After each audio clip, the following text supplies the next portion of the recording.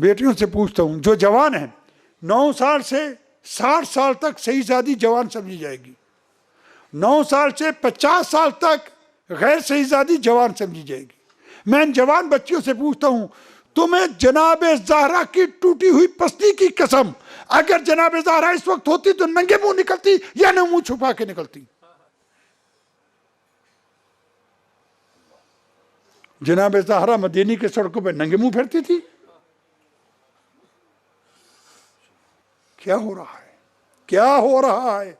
खुदा शाहिद है, खुदा शाहिद है, हमारी मोतबर किताबों में है कि अगर किसी जवान औरत ने बगैर मजबूरी के अपने हाथ को भी नामहरम से ना छुपाया तो उसको कई हजार साल दोज़ख में जलाया जाएगा, उसको भी, उसके बाप को भी, उसके शौहर को भी, उसके भाई को भी, अगर वो राजी थे,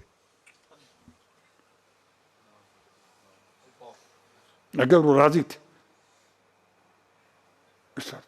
क्या हो रहा है,